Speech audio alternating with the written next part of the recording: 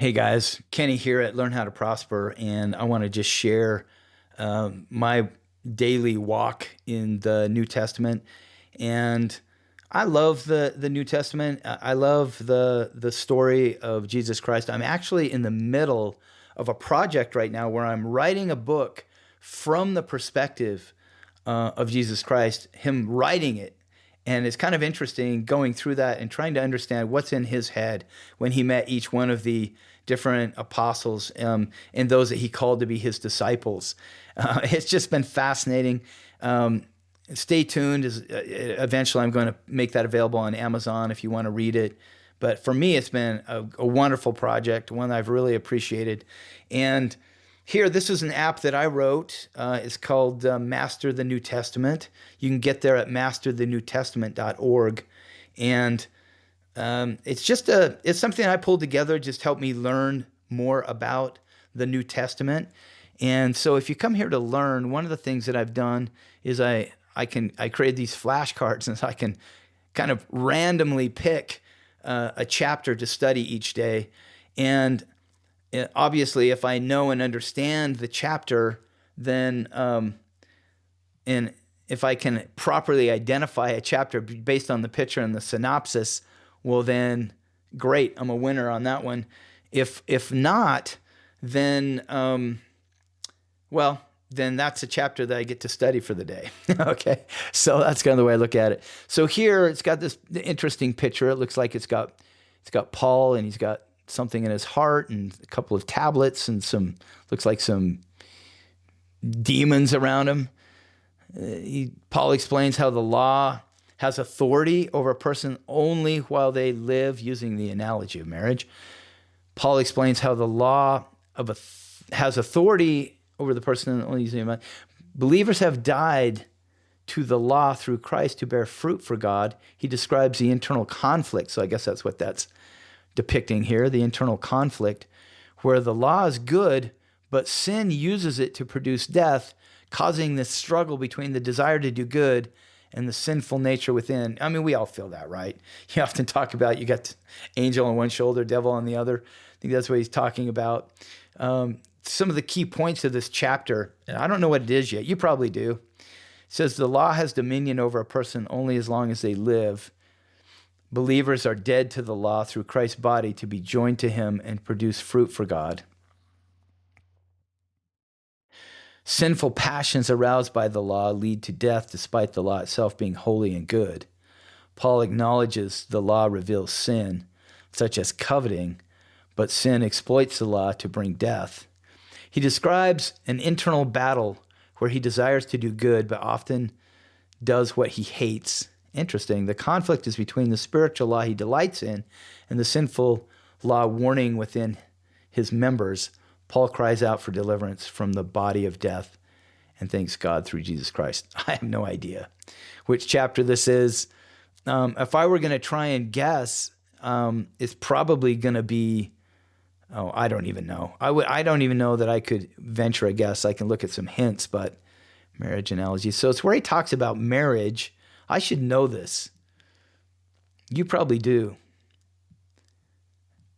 I mean, obviously, it's Paul's letters to the Corinthians. Is there anything here? Word of wisdom, spirit over the human speech. This is kind of the mental process I go through. Church discipline, sexual purity, guidance in marriage, singleness, and relationships. I mean, it does talk a little bit about marriage. I don't think that's what it is, but just to move this along, I'm going to submit that guess. Not quite. So I'm going to reveal the answer. It's Romans chapter 7, struggle between law and sin. I'm going to open the chapter then. And one of the things here that you can do is I've got the World English Bible. But one of the things you can do is I'm actually going to come here to the AI assistant that I built. And I'm going to say, what is the theme of Romans 7? So I'm just going to get a quick overview that way. And it's off thinking about it here for a minute. All right. Okay. The main theme is the believer's relationship with the law and the internal struggle with sin, ultimately highlighting the freedom and salvation found in Jesus Christ. Key aspects of this theme include freedom from the law of Moses. Okay. Because remember that the children of Israel, when they were freed from bondage or coming across the wilderness to get to their promised land, and they get out there in the desert, and remember that Moses goes up to the mountain, and he's at Mount Sinai, and the mountain's shaking. And have you ever seen the Ten Commandments? I kind of love that show, with Charlton Heston. He goes up to the mountain, and the people, actually the Lord wanted the people to come up too, and they said, nah, because he really did desire for them to see him. He wanted to know his people, and he wanted his people to know him. But in the end, they rejected him. In fact, while they sent Moses up to the mountain to talk to the Lord, they were down creating golden calves and things. And you're like, well, how could they have been so rotten? They were freed from bondage, and yet and even saved from peril when Pharaoh came after him. And remember, the Red Sea opened, they walked through on dry ground, and then the sea swallows up the Egyptians. Well, they were given the law of Moses was a law of, it was basically a law of just strict performances, how many steps you could take, what you could eat, what you couldn't eat. And when the Savior, Jesus Christ, came into the world, well, then that law was fulfilled. And that's why the Pharisees and the Sadducees and all of these were always fighting against Christ, because they had spent their whole lives building on these old laws of performances. And candidly, politically, they didn't want to give it up. They just didn't. And here's this humble, carpenter that comes teaching them about this better way, and that he had fulfilled that law, and now you could live this higher, holier way. And so much of what Paul is talking about here is the law of Moses, and explaining to the people, hey, this is a new law. It's a higher law. It's a better way to live. And so much of this chapter is covering those points.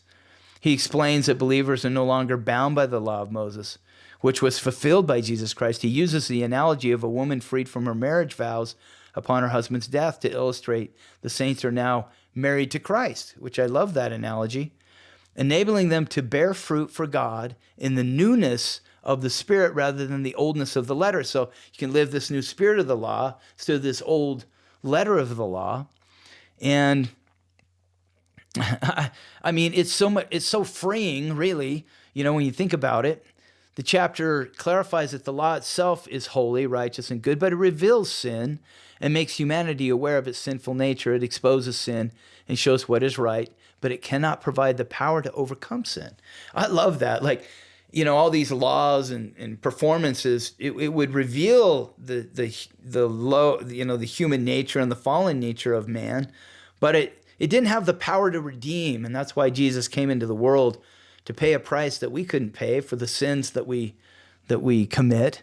Paul describes a universal struggle experienced by all of us who desire to do good, but find themselves doing evil due to sin dwelling within them. It's so true. I mean, every day is a struggle, really, or it can be, against our human nature versus what God has for us.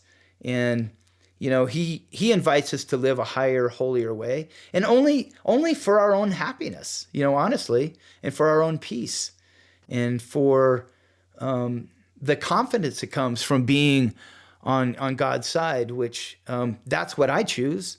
And I don't do it in an ignorant, sort of naive kind of way.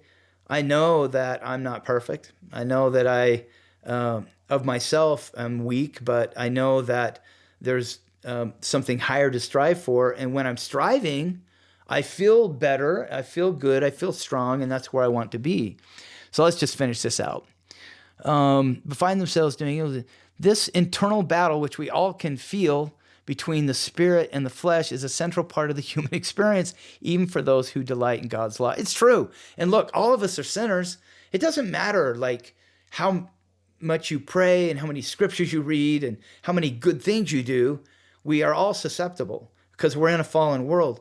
And if you want to learn more about my thesis on, or hypothesis on, the total and complete purpose of life, you can go over to purpose.learnhowtoprosper.com and learn more about what I call the purpose hypothesis. And I just kind of lay out what, and you can create your own hypothesis. Don't be a hater, man. You can create your own. I'm just showing you what my hypothesis is. Ultimately, Romans 7 sets the stage for the solution found in Jesus Christ. And that is, what a blessing. While the law exposes the problem of sin and humanity's inability to overcome it alone, it is through Christ that deliverance from this body of death is achieved. Look, we're all going to die. And the miracle that the Savior brought into the world is, not only did he save us from spiritual death, meaning our sin and our weakness, he also saved us from physical death. And he went into the tomb, and after 3 days he rose, and he was resurrected. And he's made that promise to all of us. And I can confirm that. I know with a remarkable amount of confidence that I will die. I think you have that confidence too. What I also share is that I know that I will live and will continue, and eventually will have the opportunity to be resurrected just as the Savior was resurrected. And I know that because he made that as a promise, and he doesn't lie. I know that. So that's the hope of this chapter. I didn't know what we'd find today. We just came in here. And if you would like to have the same kind of experience each day, just come over to masterthenewtestament.org. And you can go directly into the chapter reader, and you can just read any one of the chapters of the New Testament. And my whole purpose in doing this each day is so you can see over time, it doesn't really matter where you land. There's a lesson to be learned for that day, and something that could be inspiring and uplifting for you personally. And that was for me today. I loved it. And now I know that Romans 7, I have a much better sense now of here Paul's talking to the Romans about the law of Moses and how Christ fulfilled that law, and how we have this internal battle. And he talked about his own internal challenges. Kind of interesting. I'll just, on the way out here, let's go back and look at that particular picture in Romans 7. If you come back here to Romans 7, here it is. He's talking about this kind of this internal struggle, that we all have, and the plates represent the law of Moses, and how we've got that to overcome in this life. Kind of a dark picture. Maybe I'll think about redoing it a little bit. That seems like you're doomed, when really it's a message of hope. So with that, I'm going to sign off for today. I hope this was helpful, and check back tomorrow where I'll have a new one for you. And with that, I'm going to sign off. Thanks, guys. And by the way, if you want to learn, I have a number of different topics that I cover on my YouTube channel. But also, if you go over to learnhowtoprosper.com, I've got a number of things that might be helpful to you. And so take a look. And with that, I'm going to sign off.